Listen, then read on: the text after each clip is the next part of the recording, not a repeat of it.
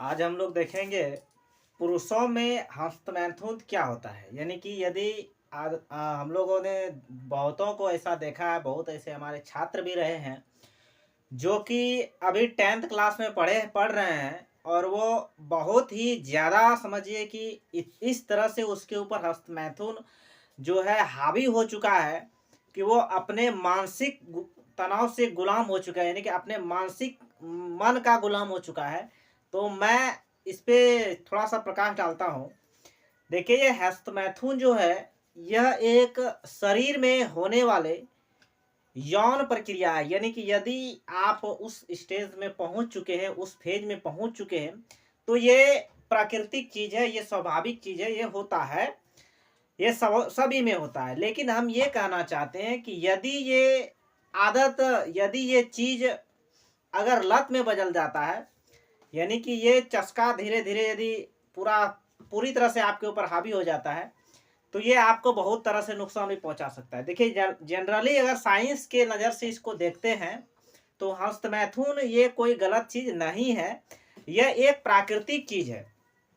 लेकिन इसको लिमिट में रखने से कोई किसी भी प्रकार का कोई समस्या नहीं होगा। लेकिन यदि यही चीज पूर्ण रूप से आपके ऊपर हावी हो जाता है तो आपको बहुत तरह का समस्या होगा।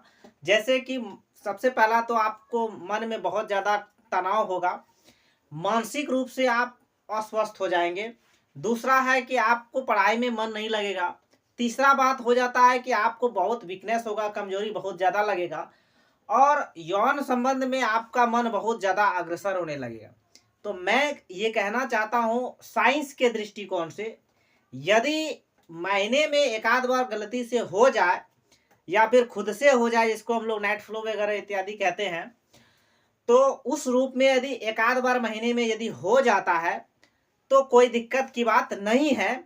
लेकिन यदि वो चीज़ आपके ऊपर पूरा लत हो चुका है, लत लग गया है उस चीज़ों का, और एक एक दिन में 3 बार 4 बार यदि या फिर हफ्ते में 4 बार 5 बार कर रहे हैं, तो ये चीज़ें आपको बहुत ज़्यादा नुकसान पहुंचाएगा।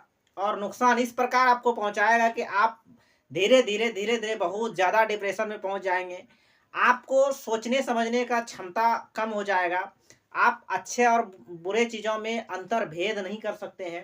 तो इन चीज़ों से बचने के लिए आपको पहला कदम ये रखना है कि साइंस को तो ध्यान में आप रख रहे हैं कि ये बहुत बुरा चीज़ नहीं है, लेकिन मेरा मानना है कि आप थोड़ा आध्यात्म को भी अपने ऊपर फॉलो करें। यानी अध्यात्म कहता है कि ब्रह्मचर्य का भी पालन करना चाहिए इंसान को।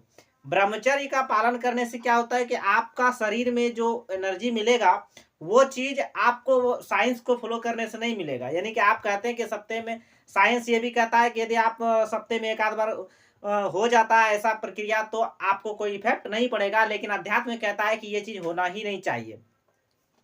अध्यात्म ये कहता है कि यदि जिस प्रकार से दूध को उबालने के बाद दूध में उफान आता है, यदि वही चीज शरीर में अगर वीर्य का बहुत ज़्यादा गर हीट हो जाता है या बहुत ज़्यादा स्टॉकेज हो जाता है, बहुत बहुत चीज़ें मैटर करता है इस पे। यदि हो जाता है उसमें, यदि आप किसी गलत चीज़ का चिंतन मन में नहीं किए हैं, उसके बावजूद भी यदि आप में ऐसा क्रिया हो रहा है, तो एक तरह से मान के चलिए कि वो प्राकृतिक चीज़ें निकल रहा है, तो वो कोई पाप नहीं है, वो वीर्य नाश के श्रेणी में नहीं आता है। लेकिन यदि आप उसके प्रति मन में चेष्टा करते हैं, मन में उस चीज़ों को घुमाते हैं, उसके बाद ऐसा प्रक्रिया यदि आपके साथ हो रहा है, तो ये समझना है कि ये बहुत ही गलत है।